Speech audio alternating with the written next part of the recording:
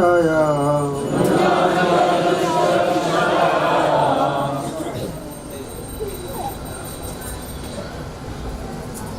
अदृष्टा परमजनः अदृष्टम् आत्मनस्तत्त्वं यो वेद स न मुह्यति नूनं हि अदृष्टनिष्ठायाम् अदृष्टा परमजनः अदृष्टम् आत्मना तत्त्वं यो वेद स न मुह्यति। অনুবাদ।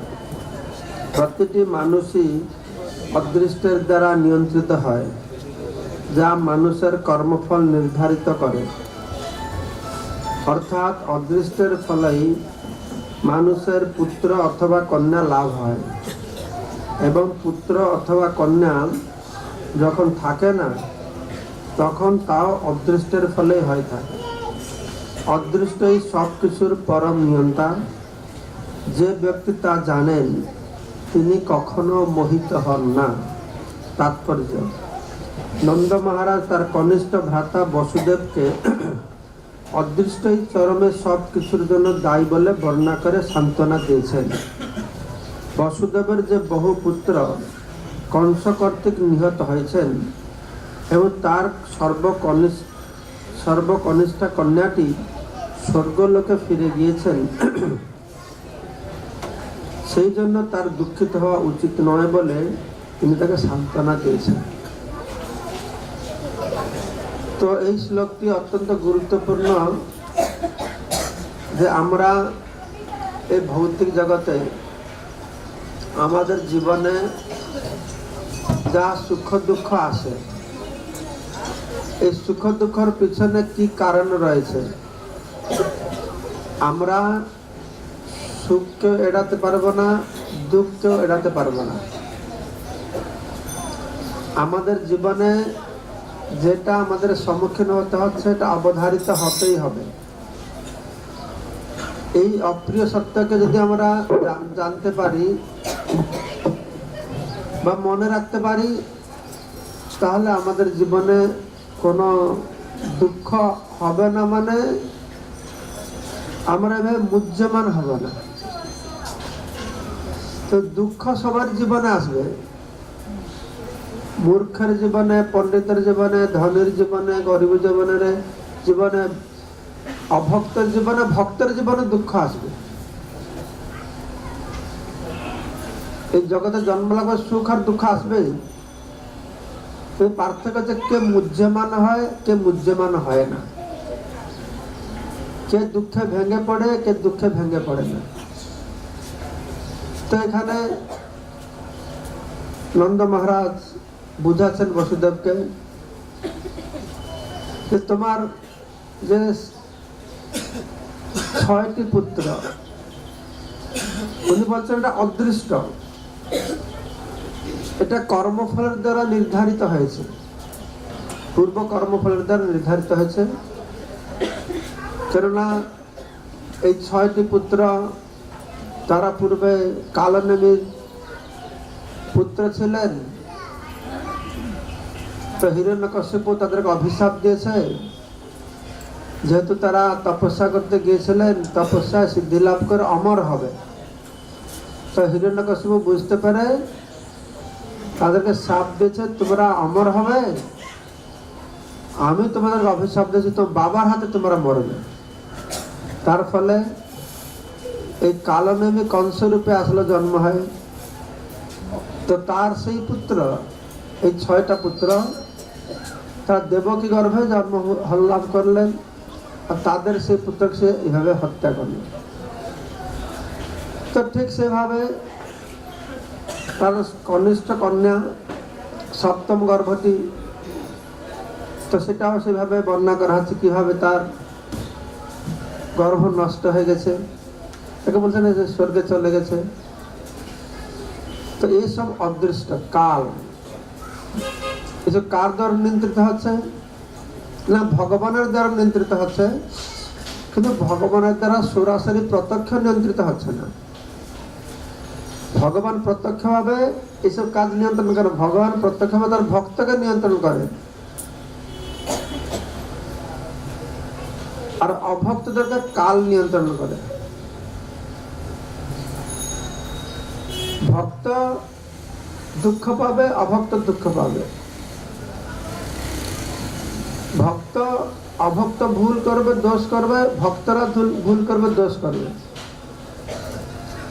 কিন্তু অভক্তরা ভুল করলে, দোষ করলে তাকে মায়া তাদের শাসন করবে, কিন্তু ভক্তরা ভুল করলে কৃষ্ণ তাকে শাসন করবে, সাক্ষাৎ হবে। তো সাধারণ মানুষ কালের দ্বারা নিয়ন্ত্রিত হবে, ভগবানের ভক্ত ভগবানের দ্বারা নিয়ন্ত্রিত হবে। সাধারণ মানুষ তার কর্মফল অনুসারে দুঃখ পাবে, আর ভক্ত ভগবানের দেওয়া দুঃখ পাবে। এটা শুনতে কেমন লাগে? ভাল লাগে? ভাল লাগে? ভগবান তার ভক্তকে দুঃখ দেয় কি দেয় না? কিন্তু বিরাট একটা পার্থক্য রয়েছে। সেজন্য ভগবান বলছেন কালাস্মি অহম, আমি কাল। নিশ্চিত ভাবে নূনম হি অদৃষ্টম নিশ্চয়ম। অদৃষ্ট মানে আমাদের দৃষ্টির অতীত, আমরা জানি না। আজকে থেকে 1 লক্ষ জীবনে পূর্বে কিছু হয়েছে, তার ফল হয়তো আজকে আমাকে লাভ করতে হচ্ছে, যা মানুষের কর্মফল নির্ধারিত করছে। এই অদৃষ্ট বলি, ভাগ্য বলি, বিধির বিধান বলি, এই বিভিন্ন শব্দ ব্যবহার করা হয়। তো এই প্রভাবে এইটাকে যে বুঝতে পেরেছে সে মূল্যবান হয় না। এইটা হচ্ছে জীবনের এক্সপেরিয়েন্স মানে কি? অভিজ্ঞ। এটা হচ্ছে অভিজ্ঞতা। এক্সপেরিয়েন্স হচ্ছে অভিজ্ঞতা।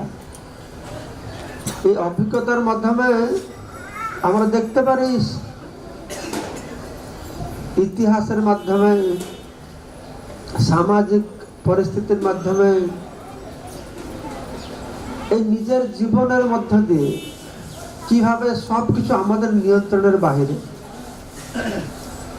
ইতিহাসে আমরা দেখছি কত সভ্যতার উত্থান হচ্ছে, কত দাপট, কত ক্ষমতা, তারপরে সবকিছু কালের প্রভাবে বিলীন হয়ে যাচ্ছে।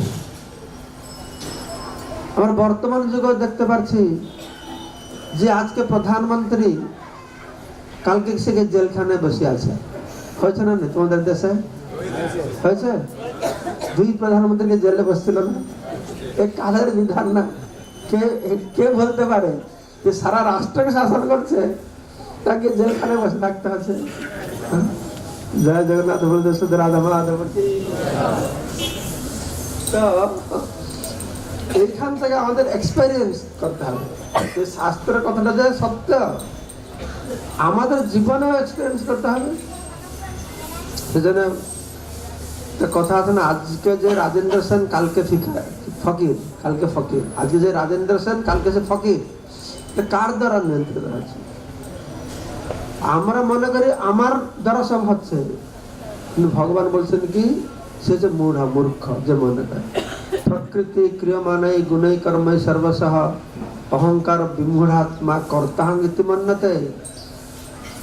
তোমার দ্বারা কিছু পরিচালিত হচ্ছে না, সব কিছু কালচক্র। আমরা সবাই কালচক্রের আশ্রয়ে রয়েছি, ভগবানের আশ্রয় ছেড়ে কালচক্রের আশ্রয়ে বসে আছি। যদি আমরা একটা চক্র চাকার মধ্যে বসবো, চাকার গতিটা অনুসারে আমাকে গতি করতে হবে। চাকার গতিটা কিরকম হয়? চাকার গতি উপরে যাবে, নিচে আসবে, উপরে যাবে, নিচে আসবে, উপরে যাবে, নিচে আসবে। এটা কালের গতি। তো ভগবান যে ভক্ত, সেও জানে আমি ভৌতিক জগতে যতদিন আছি আমার গতি উপরে যাবে, নিচে যাবে, উপরে যাবে, নিচে যাবে। এটা মোহিত হওয়ার কিছু নেই। তো ভগবানের ভক্তরা, অভক্তরা তারা মোহিত যায়, আরে কি হয়ে গেল আমার, কত বড় ছিলাম, কি হয়ে গেল। কিন্তু ভক্তরা তো জানে এটা কালার গতিতে আমি উপরে আছি নিচে আছি।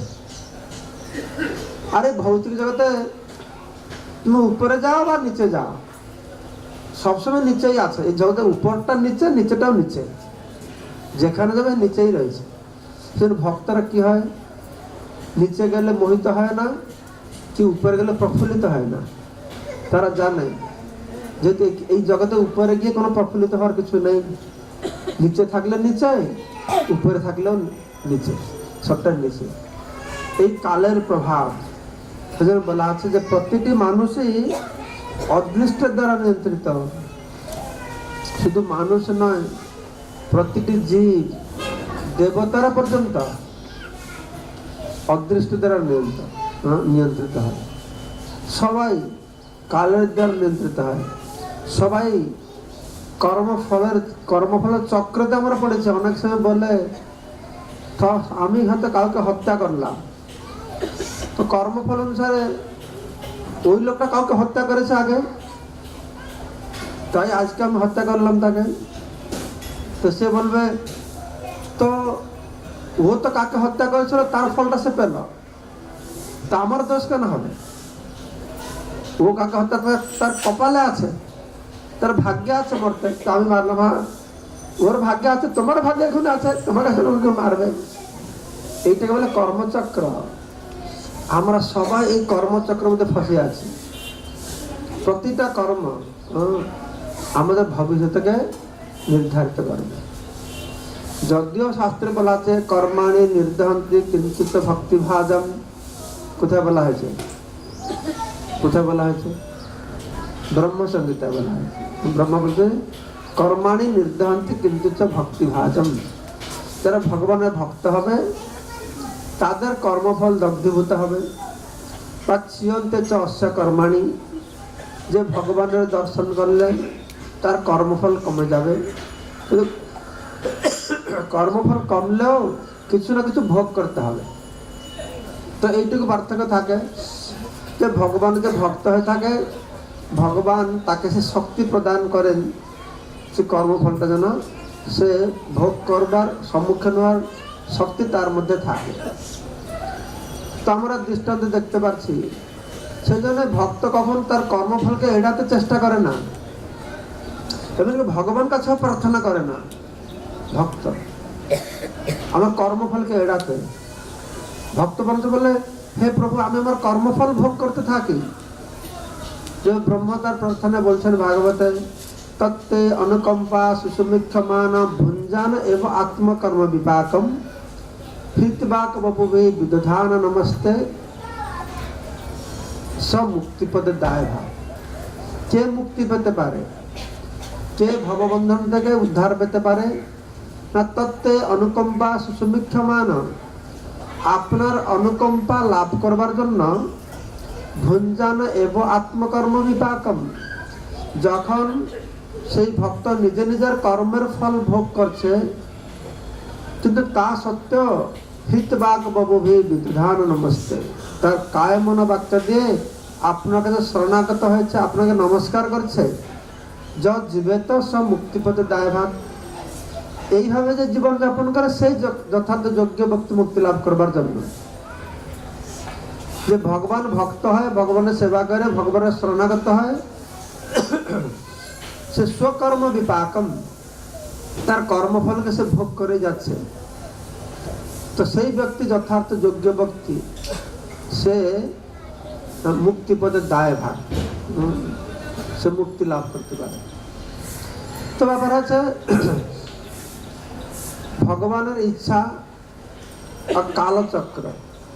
কাল হচ্ছে ভগবানের আরেকটি রূপ, কালস্মি অহম। দেখুন ভক্ত মানে কি, ভক্তের বিভিন্ন অর্থ রয়েছে। ভগবানের শরণাগত হয়েছে, ভগবানকে ভালোবাসে, কিন্তু ভক্তের অর্থ হচ্ছে একটা, কে ভক্ত না যা ভগবানের ইচ্ছার সঙ্গে যে ইচ্ছাকে মিলিয়ে চলতে পারে। ভগবানের ইচ্ছা হচ্ছে আমার ইচ্ছা, তো আমার জীবনে যা আসছে সেটা ভগবানের ইচ্ছাই হচ্ছে, তো আমারও সেটা ইচ্ছা। এটা হলে কি হবে না, ভগবত গীতা বলছে যে ইচ্ছা দ্বেষ সমুত্থেন, পাওয়ার ইচ্ছা না পাওয়ার দ্বেষ। এটা কখন আসে? যখন আমার জীবনে যা কিছু আসে, যে খারাপ হলো আমরা দ্বেষ, ভালো লাগে না। আর ভালো জিনিসটা না পেলে আমার দুঃখ লাগে, ও আমি কেন পাচ্ছি না। খারাপ জিনিসটা পেলে আমরা দ্বেষ ভাব আসে। কিন্তু ভগবানের ভক্ত সে তো বুঝতে পারে তার ইচ্ছা তো ভগবানের ইচ্ছার সঙ্গে সঙ্গে যাচ্ছে। তো সেই জন্য ভগবানের ভক্ত কি করে না, খারাপটা পেলেও খুশি, ভালোটা পেলেও খুশি। গীতা ভগবান বলছেন কি, দুঃখেষু অনুদ্বিগ্ন মনা সুখেষু বিগত স্পৃহ। দুঃখে বেশি উদ্বিগ্ন হবে না, আর সুখের সময় খুব আনন্দে উদ্বেলিত হবে না। সাধারণ মানুষ দুঃখে খুব একদম ভেঙে পড়ে, উদ্বিগ্ন হয়। আর সুখ পেলে আর সে মানে কি আনন্দ, সে বুঝতে পারে না যে তোমার এই হাসির পিছনে একটা বিরাট ক্রন্দন রয়েছে, কান্না রয়েছে। তাই শাস্ত্রে বলে তোমার কর্মফলকে উল্টাতে চেষ্টা করো না। যেটা জীবনে আসছে সেটাকে মানিয়ে নিয়ে চলতে থাকবে। নদীর স্রোত চলছে, যদি নদীর স্রোতে তুমি তাল মিলে যেতে পারবে, সুন্দর ভেসে যাবে। যদি তাকে প্রতিরোধ করতে যাবে তাহলে তোমার হাড়গোড় ভেঙে যাবে। সমুদ্রের ঢেউ কেটেছ, সমুদ্রের কারা স্নান করেছ, কক্সবাজার কারা গিয়েছে, অনেক গিয়েছে কক্সবাজারে। যারা যায় না কালকে চলো, সেখানে 3 দিন ভাগবত কথা হবে, শুনবে, সমুদ্রে স্নান করবে। ঢেউ ভাগে, আমরা কি শিখেছি, ঢেউ আসবে উপর উঠে ঢেউ সঙ্গে সঙ্গে চলে যাবে, আর ঢেউ করে দিয়ে আমি রুখবো, তাহলে হাড় গোড়া সব গুঁড়া করে দেবে। এই কালের প্রভাব সেই রকম। কালের প্রভাব সমুদ্রের স্রোত থেকে আরো শক্তিশালী। কালকে প্রতিরোধ করবার জন্য চেষ্টা করো না, কালের স্রোতে চলতে থাকো, বাস। শুধু ভক্ত কালের স্রোতে চলতে থাকে, তার আর কোনো সমস্যা হয়নি।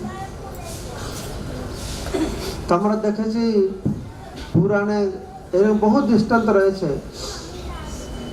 তার ভাগ্যকে পরিবর্তন করতে গিয়ে সে দুর্ভাগ্য হয়েছে বা পক্ষাত সৌভাগ্য এসেছে। যেরকম আমরা দেখেছি রাজা চিত্রকেতু। চিত্রকেতু রাজা ছিলেন, তার একটা পত্নী নয়, 2টা পত্নী নয়, 4টে নয়। 4টেতে বন্ধ হয় না, 4টে না, এখানে 4টা বিয়ে করতে পারবে, বিবাহ করতে পারবে না। তার মানে সন্তান হচ্ছে না। এই সন্তান হচ্ছে না বলে 1টা 2টো 100 200 1000 2000 লক্ষ 2 লক্ষ করে কত কোটি, 1 কোটি, 1 কোটি মাত্র বিবাহ করল। 1 কোটি বিবাহ করেও একটা ছেলে তার হলো না। তবুও সে বুঝছিল যে আমার কপালে নেই। শিবকুমার কি এটা শ্লোক বলে, আমি ভুলে গেছি, ঠক ঠকালে কি এটা বললে, কপালে না থাকলে ঠক ঠক করলে কি হবে কি জানো? কপালে না থাকলে কি ঠক ঠকালে হবে কি, শিবকুমার বলেন এটা। কপালে না থাকলে কি ঠক ঠকালে হবে কি, এটা মুখস্থ করতে হবে। এটা কপালে নাই ছেলে। তখন সে 2জন ঋষি এসেছেন, কে নারদ মুনি, অঙ্গিরা মুনি এসেছেন। তাদের আমারটা পুত্র করতেন। আরে তুমি সাধু সন্ন্যাস দেখলো, ভগবত ভক্তি প্রার্থনা করো কিছু, তা ভগবানের ভক্ত দেখলে আমরা গ্রামে গঞ্জে যাই, প্রশ্ন করো, একটা ভগবান সম্পর্কে প্রশ্ন করো, আত্মজিজ্ঞাসা করো। জিজ্ঞাসা করবো কি, ও সাধু বাবা আমার মেয়েটা বিয়ে হচ্ছে না, একটু হাত বুলিয়ে দেন, তার মাথায় একটু বিয়ে হবে। আমার ছেলেটা পরীক্ষা পাস করে ভালো একটু পড়াশোনা করে দিলেন, হাতে একটু মাথাটা দিয়ে দেন, এই মাথায় একটু হাত দিয়ে দেন, এরকম বলবে। আরে নারদ মুনি এসেছে, তার কাছে চাইলে কত কি পেতে পারত। আর চিত্রকেতু বলছে কি না, আমার একটা ছেলে দিয়ে দেন। নারদ মুনি বুঝতে পারছে যে কপালে নেই, তো কপালে না থাকলে ঠক ঠকালে কি হবে, ওর জিদ না হলে আমার একটা ছেলে লাগবেই। তো ঠিক আছে, কি এটা উপায় দিয়েছেন, তোমার ছেলে হবে। তাহলে ছেলে হয়েছে। আর 1 কোটি স্ত্রীর মধ্যে তো একটা স্ত্রী ছেলে হবে না, 1 কোটির ছেলে তো হবে না। একটা স্ত্রী থেকে ছেলে জন্ম হয়েছে, পুত্র, আর বাকিগুলো সব ঈর্ষা জ্বলছে। হ্যাঁ, কেন ঈর্ষা জ্বলছে? এই এই এর ফলে কি হচ্ছে, এই রাজা এই মহিলাটাকে খুব ভালোবাসছে আর অন্যদিকে আদর করছে না। যার ছেলে হয়েছে তাকে ভালোবাসছে আর তারা জলে পড়ে মরে কি করছে, একদিনকে ছেলেটাকে বিষ দিয়ে দিয়েছে। এখন কি রাজার আনন্দ হয়েছে? হ্যাঁ, আর ও দুঃখে ভেঙে পড়েছে। আর ঠিক সেই সময় আবার নারদ মুনি এসছেন। কাকে সঙ্গে নিয়ে এসছেন? একই ঋষিকে নিয়ে এসছে, নারদকে নিয়ে এসছেন। যাই হোক এসছেন, তো এসে তখন তাকে বুঝাচ্ছেন। নারদ মুনি এসে দেখো এইটা হচ্ছে ভাগ্য। তো নারদ মুনি এসে একটা যে ভাগ্য, তার ভাগ্যে পুত্র নেই কিন্তু জোর জবরদস্ত চাইছে, কিন্তু সেই পুত্র জন্ম হয় তাকে আবার দুঃখ দিল। আবার আমি একটা পুরাণে কোথায় পড়েছি না, প্রভুপাদ তাৎপর্যে লেখা আছে যে কোন কোন সময় তোমার অত্যন্ত প্রিয় পুত্র হয়তো পূর্বজন্মে সে শত্রু ছিল, পরম শত্রু ছিল, তো দাউ সারতে আছে এরকম বাংলা না, তোমার ওদের প্রতিশোধ নিতে, হ্যাঁ প্রতিশোধ নেওয়ার জন্য কি করবে, তো তোমার শত্রু কি করবে না, তোমার ছেলে হয়ে জন্ম লাভ করবে আর তুমি তো খুব আসক্ত হয়ে যাবে আর মারা যাবে আর তুমি দুঃখে মরতে থাকবে। এইরকম শত্রু হবে। আমরা ছেলেকে অত ভালোবাসি, কে জানে এই ছেলেটা তো পূর্বজন্মের আমার পরম শত্রু ছিল। হ্যাঁ, ও এসেছে, সে এসে 6 মাসে মারা গেল, হ্যাঁ আমার ছেলে মারা গেল, আর তোমার সঙ্গে কত পূর্বজন্মে ঝগড়া করেছিল। হ্যাঁ, এর এখনই এইটা হচ্ছে অদৃশ্য, লোক বুঝতে পারে না। তো এই ছেলেটা মারা গেছে, এখন দুঃখে মরছে। আর এই সময় নারদ মুনি এসেছেন তাকে সত্য কথা বলবার জন্য। সময় সময় মানুষ সুখে থাকলে না সত্য কথাটা শুনতে তারা মগজে ঢোকে না, হ্যাঁ তার মাথার মোটা থাকে। আর যখন দুঃখে থাকবে তখন কথাটা ভালো শুনবে। সেজন্য ভগবান তো বলছেন না, যত অহম অনুগ্রহামি হরিষে তৎ ধনম সনম তত ধনম তেজন্তস্য স্বজনম দুঃখ দুঃখানাং।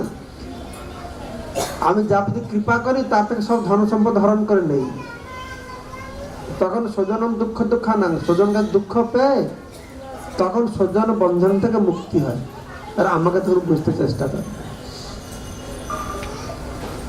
তো এইভাবে কখন কখন মানুষ দুঃখ পায়, ভগবানকে বুঝতে পারে। তো নারদ মুনি এসছেন তখন এই আত্মতত্ত্ব জ্ঞান দিয়েছেন। যেমন যখন লোহাটা গরম থাকবে তখন যে বাড়ি মারবে এটা ভাঙবে, ঠিক যেন গরম আছে, সেজন্য মানুষের জীবনের স্থিতিটা খুব গরম। সেই সময় সাধুরা আসে কি করবে, সেই সময় বাড়ি মারবে। সেজন্য জীবনের সুখটা দুঃখটা দুটোই কল্যাণকর ভগবান ভক্তের জন্য। সে দুঃখের মধ্যে দিয়ে শিখে, সেজন্য যে ভক্ত তার জন্য কি হয় না, সুখটাই ভালো আর দুঃখটা আছে ভালো। দুঃখটা ভগবানের ইচ্ছায় আমার জন্য হয়েছে। প্রভুপাদ তাই খুব প্রশংসা করেছেন যে চুরি হয়ে গেছে, তার স্ত্রী তাকে খুব হয়রানি করছে, তার গীতার পাণ্ডুলিপিকে পড়ে দিয়েছে, মেডিসিন দোকানে চুরি হয়ে গেছে, তখন প্রভুপাদ এই শ্লোকটা মনে করছেন, হরিষে তার ধনম সানাই। হ্যাঁ, প্রভুপাদ বলছে গরিব হলে সে আর বেশি ভগবানকে মনে করতে পারে, ডাকতে পারে। অদৃষ্ট, সে অদৃষ্টকে মানিয়ে নিয়ে যেতে হবে। রাবণ চেষ্টা করছে কালকে সকালে আমি স্বর্গে সিঁড়ি বানাবো, সবাই পুণ্য করে স্বর্গে যায়, অসুরেরা তো বৈদিক শিক্ষার বিরুদ্ধ। আরে স্বর্গ করলে পুণ্য যাবে না, যে বেশি পাপ করবে সে স্বর্গে যাবে, হ্যাঁ পুণ্য করে স্বর্গে যাবে না। আমরা সিঁড়ি বানিয়ে দেবো, সবাই সিঁড়ি থেকে উঠে চলে যাবে। কত ভালো হতো সিঁড়িটা থাকলে, ভালো হতো না? নেই, হ্যাঁ কি না? না আমরা অত লেজি, তখন ভাবতে সিঁড়িতে অত উঁচু কেউ লিফট থাকলে ভালো হতো। তখন তো লিফট ছিল না, তো রাবণের সিঁড়ির কথা চিন্তা করছে, লিফট ছিল না মনে হয় তখন। তো অদৃষ্ট, হ্যাঁ অদৃষ্ট আমাদের কপালে যা লিখেছে সে কোনদিন পরিবর্তন করতে পারবে না। তো অদৃষ্টের সঙ্গে তাল মিলিয়ে আমাদের থাকতে হবে যদি আমরা স্বচ্ছন্দে থাকতে চাই। সে ছিল না একটা সূত্রদেব, কি নামটা, শ্রদ্ধাদেব না সূত্রদেব, শ্রদ্ধাদেব, এটা ব্রাহ্মণ ছিল, তার একটা স্ত্রী ছিল খুব দুষ্ট স্ত্রী, ধুন্ধুকারী, হ্যাঁ ধুন্ধুকারী, খুব দুষ্ট। সবসময় ঝগড়া করবে। তো ব্রাহ্মণ ছিল, ধুধুকারটা খুব দুষ্ট ছিল, তো তার কোনো ছেলে টেলে হচ্ছিল না। তারা পণ্ডিত ছিল, তার ঐশ্বর্য ছিল, ধন সম্পদ, যখন ছেলে নাই। তো আত্মদেবের খুব মন দুঃখ, আত্মদেব খুব মন দুঃখ। আর কত প্রকারের পূজা ঝাজা করছে, দান দেখা দিচ্ছে, আর ছেলে হচ্ছে না।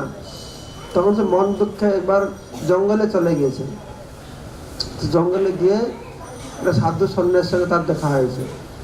তো সাধু সন্ন্যাসীর সঙ্গে দেখা হয়, তাকে সন্ন্যাসীকে প্রার্থনা করছে, বলছে আপনি কৃপা করুন, আমার যেন একটা পুত্র সন্তান হবে। তো সাধু সন্ন্যাসী তাকে দেখছে, তার কপাল দিকে তাকিয়েছে, তোমার পুত্র হবে এখনই? তোমার কপাল দেখে আমি বুঝতে পারছি 7 জন্ম তোমার পুত্র হবে না, 7 জন্ম তোমার কপালে পুত্র নেই। তখন সে দুঃখে ভেঙে পড়েছে। না তুমি পুত্র ছাড়া আর কিছু চাও? না না, আমার পুত্র লাগবে, আর নাহলে আমি এক্ষুনি আত্মহত্যা করবো, আমাকে পুত্র দেন। না তোমার কপালে পুত্র, 7 জন্ম পুত্র নেই, না দিতে হবে একটা পুত্র। তখন সে বলছে ঠিক আছে, একটা ফল দিয়েছে, বলছে ফলটা নিয়ে তোমার স্ত্রীকে দেবে, আর ফল খেলে তারা পুত্র হবে। তো আত্মদেব গিয়ে ধুন্ধুকারীকে ফলটা দিয়েছে।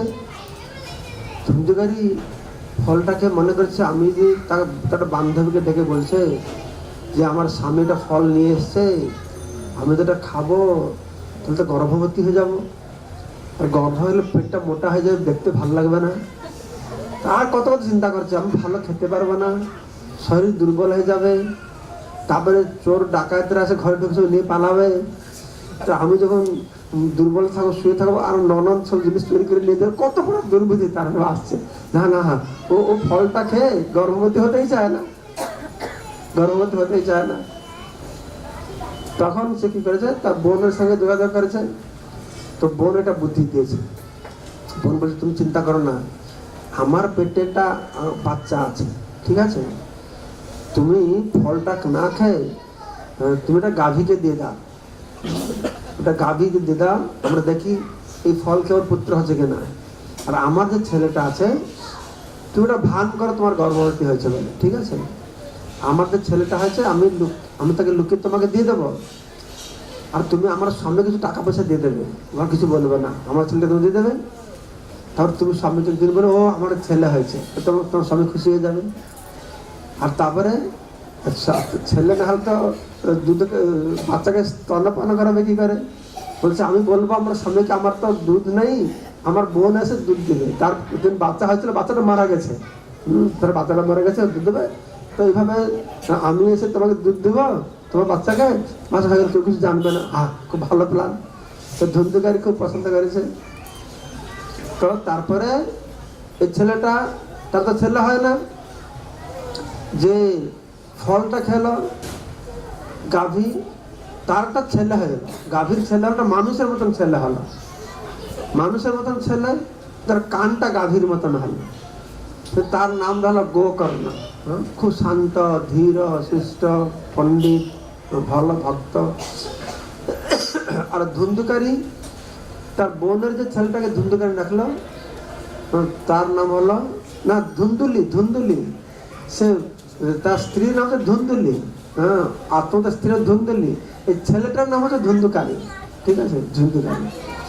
আর সে ধুন্ধুকারী অত দুষ্ট হলো, যত প্রকার কদর্য কর্ম করা, চুরি করা, বেশ্যা রাখা, সে বাবা মাকে পিটে সব জিনিসপত্র চুরি করে সব মেরে মেরে নিয়ে পালাবে। মানে তখন আত্মদেব চিন্তা করছে, আরে আমি বিরাট ভুল করলাম। ওই ঋষি বলেছিল তোমার কপালে নেই, এই যে কপালটাকে চেঞ্জ করতে চেষ্টা করলো, তার ফলে কি হলো, তার কপালে দুঃখ আসে না। অনেক ভক্তরা তাদের পুত্র সন্তান না থাকলেও, মহারাজ একটু কৃপা করুন, আমার কোনো একটা গোপাল কিনা হয়, গোপাল।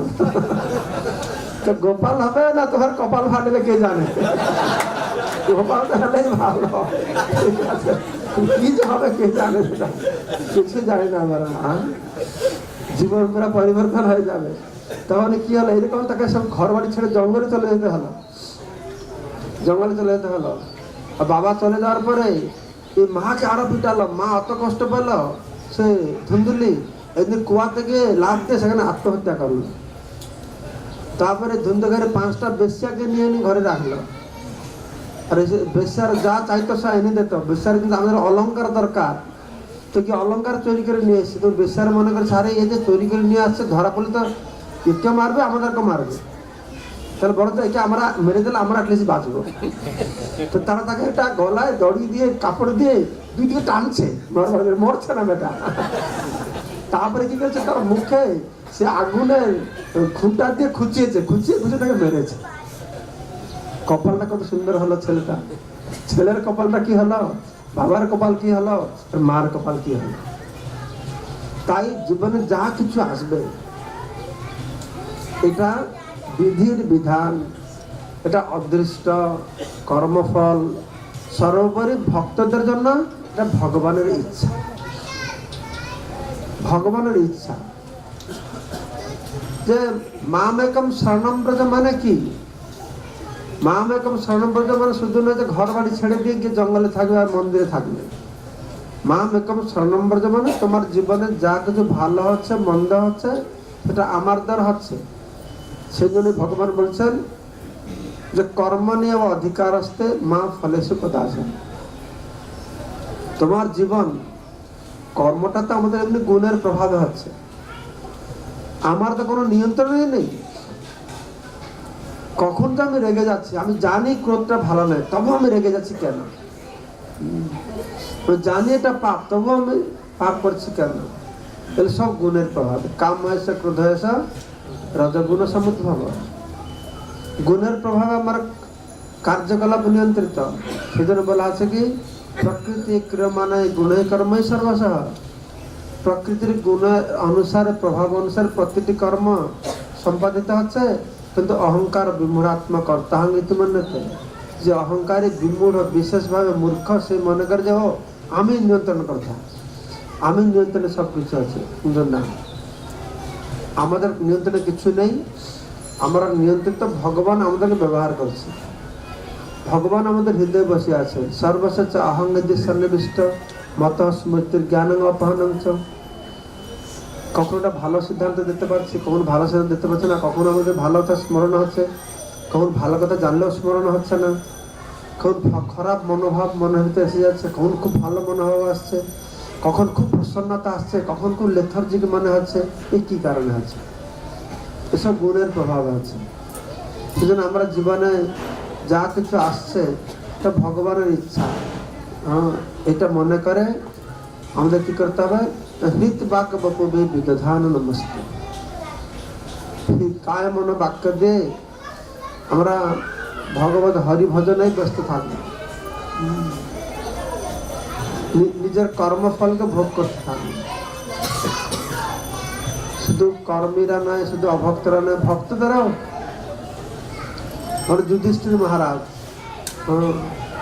যুধিষ্ঠির মহারাজকে বিচার করো, কত সত্যবাদী লোক ছিলেন, কত পরাক্রমী লোক ছিলেন, কত কি ছিল। সে কথা বলা আছে যখন অর্জুন, সে গান্ডীবধারী অর্জুন, সে কুরুক্ষেত্র রণাঙ্গনে কত যুদ্ধ করে কত কাকে মেরে ফেললো। আর যখন সে ভগবান ইহধাম ত্যাগ করে চলে গেছেন, তখন অর্জুনকে বলেছেন তুমি দ্বারকা থেকে সমস্ত রানীদেরকে নিয়ে হস্তিনাপুরে না কোথায় যাবে। তো রানীদেরকে নিয়ে যাচ্ছে, অর্জুন নিয়ে যাচ্ছেন। আর তখন সব ঘোষ গোয়ালেরা এসে সবগুলো রানীদেরকে নিয়ে চুরি করে পারল না, কিছু করতে পারলো না। যে গান্ডীবধারী অত শত্রুকে বিনাশ করলো, এই কয়টা গোয়াল লোক আছে অর্জুনকে পরাস্ত করে, সে সব কৃষ্ণের রানীদেরকে নিয়ে পালাল। সেটা অবশ্য ভগবানের যোগমায়া শক্তির প্রভাব হয়েছে, এটা মহামায়ার শক্তির প্রভাবে নয়। ভগবান তাদেরকে ভগবত ধান পাঠিয়েছেন। সাধারণ দৃষ্টিতে দেখতে গেলে যুধিষ্ঠির মহারাজ দেখো, যুধিষ্ঠির মহারাজ পর্যন্ত সে অর্জুন গিয়েছে, যুধিষ্ঠির মহারাজ হস্তিনাপুরে রয়েছেন।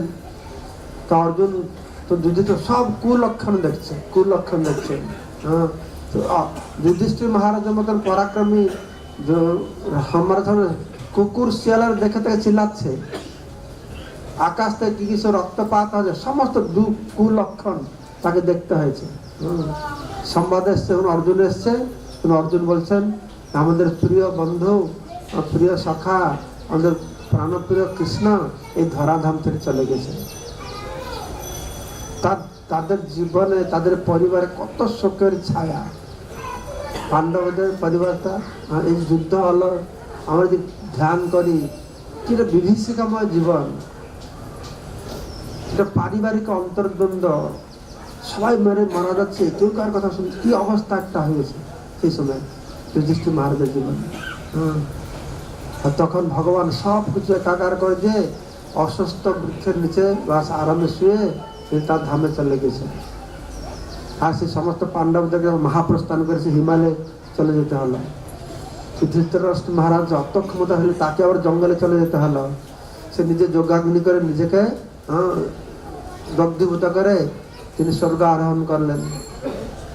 এইসব জীবনে হয়। তো সেই কথা এখানে বসুদেব বুঝাচ্ছে নন্দ মহারাজকে, এটাতে তুমি কোনো মোহিত হওয়ার কিছু নেই, সান্ত্বনা দিচ্ছেন। কেননা এখানে বলা হচ্ছে কি, অদৃষ্টম আত্মনস্তত্ব যো বেদ স্বর্ণ মুহতি, এইভাবে যে অদৃষ্টকে বুঝতে পারে, সবার পিছনে বিধির বিধানকে বুঝতে পারে, তারা মোহিত হয় না। তারা জীবনে উত্থান হোক আসুক, পতন আসুক, তাদের জীবনে সুখ আসুক দুঃখ আসুক, হর্ষ আসুক বিমর্ষ আসুক, সবসময় তারা সমানভাবে থাকে। আর ভগবত গীতায় ভগবান শ্রীকৃষ্ণ এই সম্পর্কে বহু কথা আমাদের বুঝিয়ে বলেছেন, যেটাকে আমাদের জীবনে খুব সাহায্য করে। দৈনন্দিন জীবনে যে আমরা কীভাবে বিধির বিধানকে মেনে নিয়ে চলবো, আমাদের ভগবানের ভক্তরা ভগবানের ইচ্ছা বা কী করে জানবো ভগবানের ইচ্ছা, আমাদের গুরুদেবের ইচ্ছা। কী করে জানবো গুরুদেবের ইচ্ছা, না সাধু বৈষ্ণবদের ইচ্ছা। আমরা যে মাথা নত করবো কৃষ্ণের ইচ্ছার কাছে, আমার জীবনে কোনটা ভালো হবে কোনটা মন্দ হবে, না কৃষ্ণের ইচ্ছার উপরে নির্ভর করে। তো কৃষ্ণ কিটা ইচ্ছা করে আমি কি করে জানবো? জানবো গুরুদেবের ইচ্ছার উপরে। গুরুদেব আমাদের কি বলছেন, তার গুরুদেব তো আমার কাছে, সেটা কি করে জানবো? না সাধু বৈষ্ণবদের ইচ্ছা। সাধু বৈষ্ণবদের ইচ্ছা, গুরুদেবের ইচ্ছা, কৃষ্ণের ইচ্ছার প্রতি যদি আমরা মিলিয়ে থাকবো, তাহলে আমরা আগে বাড়তে পারবো। তো সেটাকে যদি আমরা মিলাতে না পারবো, তাহলে বুঝতে হবে যে আমাদের জীবনে দুঃখ আছে, আমরা ঠিক স্থিতিতে নেই।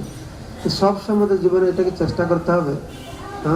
বাহিরের লোকেদের জন্য বিধির বিধান, কালের বিধান, না আমাদের জন্য সাধু গুরু বৈষ্ণব আর কৃষ্ণের বিধান, যেটি বিধান থাকবে সেটা গ্রহণ করলে আমাদের জীবনে উন্নতি হবে। জয় শ্রী প্রভুপাদ কি। কোনো প্রশ্ন আছে?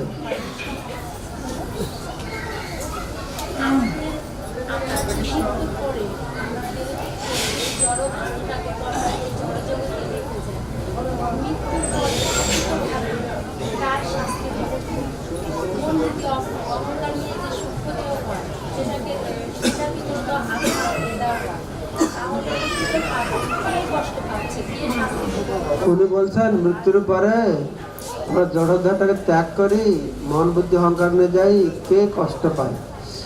আসলে কষ্ট পায় আত্মা, কিন্তু আত্মার কষ্ট নেই, এটা কষ্টের মতন প্রতীয়মান হয়। বুঝতে পারছো? সেটা অনুভব হয়। যেরকম স্বপ্নে আমি দেখছি আমাকে বাঘ খেয়ে ফেলেছে, খুব ভয়ভীত হয়ে গেছি, কান্না করছি, ভাব আসলে আসলে বাঘ নেই, কষ্ট নেই। এই ভৌতিক জগতে দুঃখটা সুখটা যে বলছে না, এই দুটোই প্রতীয়মান হয়। এটা অজ্ঞানতার দরুন এটা অনুভব হয়, কিন্তু এই জগতে সুখ নেই কি দুঃখই নেই, দুটোই অবাস্তব। অজ্ঞানতার দরুন আমাদের এই শরীর প্রতি আসক্তির দরুন এইভাবে একটা অনুভব হয় মাত্র। ভগবানের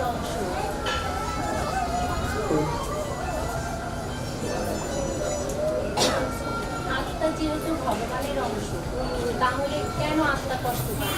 আরে বাবা, আত্মা যেহেতু ভগবানের অংশ, কেন আত্মা কষ্ট পাবে? আত্মা এই জন্য কষ্ট পাবে, সে অজ্ঞানের মধ্যে পড়েছে। আমি বলছি আত্মা কষ্ট পায় না, এটা কষ্ট বলে ওর মনে হয়, যেহেতু এই দেহের সঙ্গে এই দেহটাকে আমি বলে মনে করছে, সেই জন্য সে কষ্ট বলে মনে করে। কিন্তু আত্মার কোনো কষ্ট নেই, আত্মার দুঃখ নেই, আত্মার সুখ নেই। এই ভৌতিক জগতে দুটি অবাস্তব, কিন্তু অবাস্তব হলে ওরা প্রতীয়মান হয়, সেই জন্য। আর কোনো প্রশ্ন আছে? ভগবান যে নিচে বসে যখন তার সেরকম ধ্যান হলো, তখন আমাদের দেহটা যেমন মাটিতে পড়ে থাকে, তখন ভগবানের দেহটা কি হয়েছিল? ভগবান যখন বৃক্ষের নিচে পড়ে অন্তর্ধান হয়ে গেল, ভগবানের দেহটা কি হলো?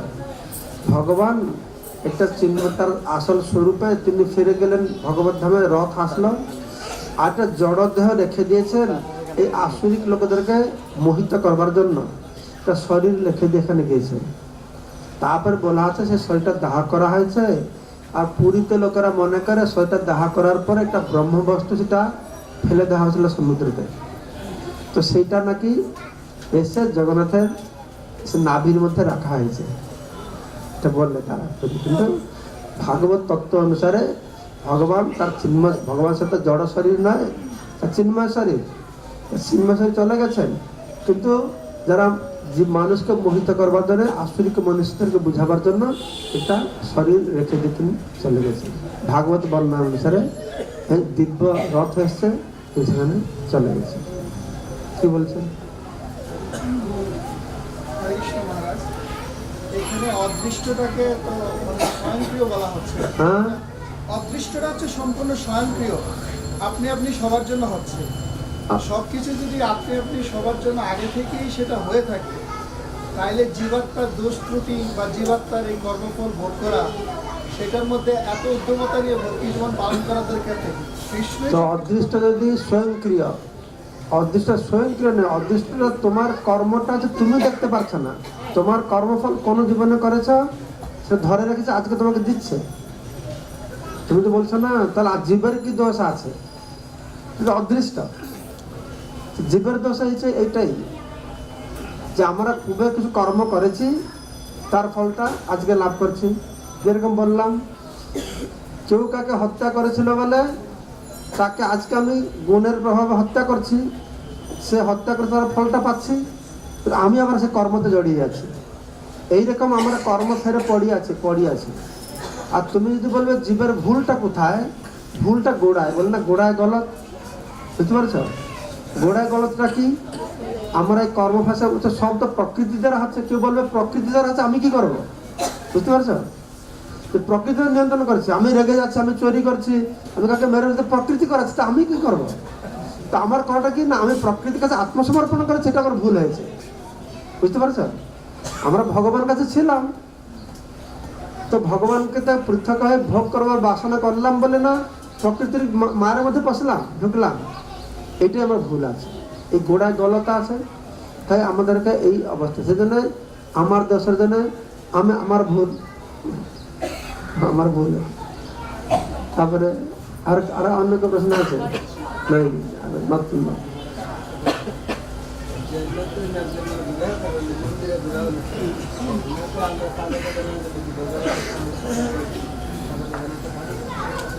কি বুঝতে পারলাম? মন্দিরে বিবাহ করবে কে?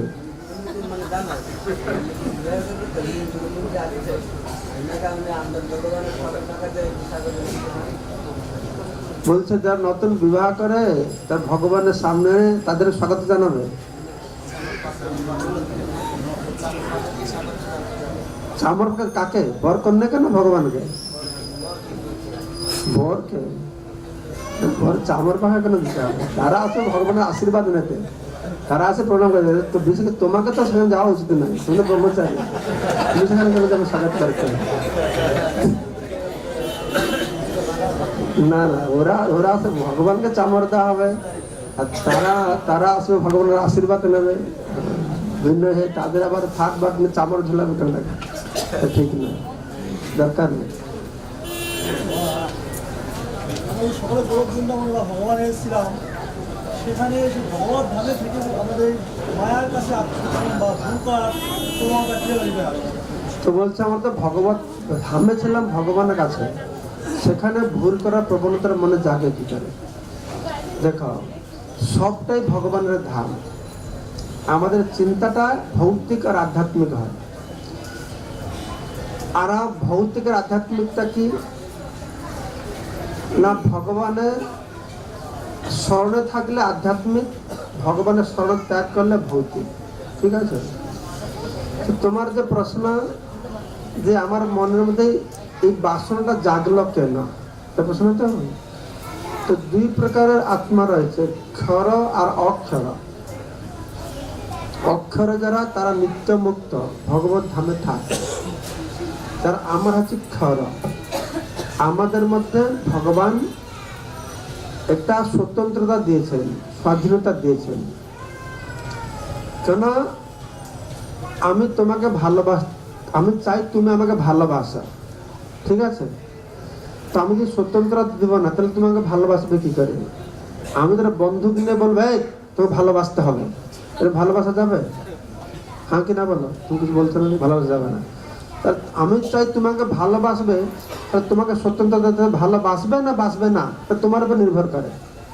তো ভগবান সেই রকম জীবকে একটু স্বতন্ত্রতা দিয়েছেন, যেহেতু আমরা ভগবানের নিত্য অংশ। ভগবান পূর্ণ স্বতন্ত্র, আমরা অল্প স্বতন্ত্র, ঠিক আছে? এই স্বতন্ত্রতা দিয়ে ভগবান বলছে তুমি আমাকে ভালোবাসো, কিন্তু ভালোবাসতেই হবে এরকম না। যেমন কৃষ্ণ অর্জুনকে বলছেন কি, কৃষ্ণ অর্জুনকে সব জ্ঞান দিয়েছেন, এটা ভালো এটা মন্দ এটা। আর কৃষ্ণ কি বলেছে, এই আমাকে শরণাপন্ন হতেই হবে, এটা বলেছেন? কি বলেছেন শেষে? এটা করলে ভালো এটা করলে মন্দ, তুমি আমার শরণাপন্ন হও। তো শেষে কি বলেছেন কৃষ্ণ? হ্যাঁ না, কৃষ্ণ কি বলেছেন? হ্যাঁ, যত ইচ্ছাসি তৎ করু। কেন বলছেন যত ইচ্ছাসি তৎ করু? তোমার স্বাধীনতা রয়েছে, তুমি এটা করলে ভালো আমি বলতে পারি, হ্যাঁ আমি করতে হবে বলছি না তোমাকে, তুমি বিচার করো, এই স্বাধীনতা দিয়েছেন, ঠিক আছে? তো যখন কোন জীবের মধ্যে এই স্বাধীনতার অপপ্রয়োগ করে কেন না? আমাদের একটা কিউরিওসিটি রয়েছে। কিউরিওসিটিটা কি বাংলায়? কৌতূহল। এই কৌতূহলের জন্য জীব কখন কখন মনে করে যে আমি দেখি ভৌতিক জগৎটা কিরকম। একটু কৃষ্ণের সঙ্গে আছি, আমি কৃষ্ণ ভৌতিকতা ভোগ করে আসি। কৃষ্ণ বলে আরে না, এটা ভালো জায়গা নয়, তুমি যাবে না। হ্যাঁ একটু দাও না, সুযোগ দাও না, আমি একবারে গিয়ে দেখে আসি। এটা একেবারে ভালো নয়, জিদ ধরে বসে জীবাত্মা। তো প্রভুপাদ বলছেন যেহেতু ভগবান সবাই বন্ধু, তো বন্ধু আরেক বন্ধুর বাসনা পূর্ণ করতে তার ভালোবাসার জন্য ঠিক আছে তোমাকে বলছি সিনেমাটা ভালো নয়, তুমি বলতে চলো যাই তাহলে সিনেমা দেখে আসি একবার। তার ভগবান পাঠান নিজের সঙ্গে আসে সিনেমা দেখতে, ভৌতিক জগতের সিনেমাটা পরমাত্মা আসে সঙ্গে সঙ্গে। তিনি কৃপা তিনি বুঝতে পারছে এবার আমার কথা না শুনে যাচ্ছে, ভুটবে সেখানে যাক, বুঝতে পারছো? তো সেই জন্য ভগবান তাকে একটা সুযোগ দিয়েছে, ঠিক আছে তুমি দেখো। ভগবান প্রথমে খুব মনা করেন তাকে, ঠিক আছে তুমি একবার যাও, হাত পড়লে তারপরে বুঝবে, থেকে বুঝবে। তারপরে তো বারণ করেছে যে না যাতে ভৌতিক জগতে আসে, নিজে হাত পুড়ে তখন সে আবার ভগবানের কাছে ফিরে গেলে না রে বাবা আরে ভৌতিক জগতে যাবো না। অনেক সময় ভক্তরা প্রশ্ন করে যদি আমরা যে এখন এসেছি ফিরে যাই আবার যে পতন হবে না তার কি গ্যারান্টি আছে? তো গুরু মহারাজ বলছে না, তার গ্যারান্টি আছে কি এই নেড়া বেলতলা একবারে যায় আর যাবে না। তো নেড়াকে আমার আছে না, বেল পড়েছে একবার আরে বাবা আরো যাবো না। তো এইভাবে আমি বুঝেছি। যদিও প্রভুপাদ বলছেন আমরা কেন ভগবত ধাম থেকে এখানে আসলাম, কখন আসলাম, এই বিষয় নিয়ে বেশি তর্ক করো না। প্রভুপাদের যুক্তি হচ্ছে ঘরে আগুন লাগছে, তো আগুনটা কেন লাগলো, কোথা থেকে লাগলো, এইটা চিন্তা না করে ঘর থেকে বেরোবার চেষ্টা করে। তো অনেক লোক এটা দিয়ে মাথা ঘামায়, কেন পড়লাম, কোথা থেকে পড়লাম। আরে তুই তো পড়েছো, দুঃখ তো পাচ্ছে সত্য কথা, এটা তো তার দ্বন্দ্ব নেই। তুই দুঃখ পাচ্ছে এখানে ভাগো, এখান থেকে বসে কেন পড়লাম, কবে পড়লাম। চৈতন্য শিক্ষাটা সমহার আদান, হ্যাঁ চৈতন্য শিক্ষাটা মহাপ্রভু বলছেন না, কি সেই শ্লোকটা কি পতিতং মাং বিশ্বমে ভবাম কুতম। প্রথম লাইনটা কি নন্দ তোমরা কিঙ্করা, যাই হোক তোমার সর্বকাল আসতে সমারাধ রাহে ফলন। কোনো কারণ মতো আমি পড়েছি, সেজন্য আমাদের কোনো কারণে বেশি ঢুলতে খুঁজতে না কি কারণে পড়লাম সেটা না সময় নষ্ট না করে সেখানে বেরোবো সেজন্য সময়টা ব্যবহার করে। তো কিন্তু আমার একটা ধারণা যে জীব এরকম কৌতূহল হয়, জীবনটা কৌতূহল, খারাপ জিনিস হলেও মানুষ জানতে চায়, দেখতে চায় না। এটা রাস্তায় যাচ্ছ, একটা অ্যাক্সিডেন্টের জন্য ছটফট করছে, দেখতে খারাপ, তুই ইচ্ছা না দেখি কি হয়, লোক জড়ো হয় না, খারাপ জিনিসটা তো জড়ো হবে না দেখতে। যারা বৃন্দাবন গিয়েছ সে দেখো গোবর্ধনে ড্রাইভিং করে সকালে সকালে সে রাস্তা সে লোক পায়খানা করছে, জানা পায়খানাটা ভালো নয়, তবু দেখো কি রকম পায়খানাটা। এটা কৌতূহল, খারাপ হলেও মানুষের কৌতূহল জানতে চায় কি জিনিসটা আমি জানি, বুঝতে পারছ? তো সমহারা হাতে এরকম জীবের পতন হয়। ঠিক আছে, জয় শ্রী প্রভুপাদ কি।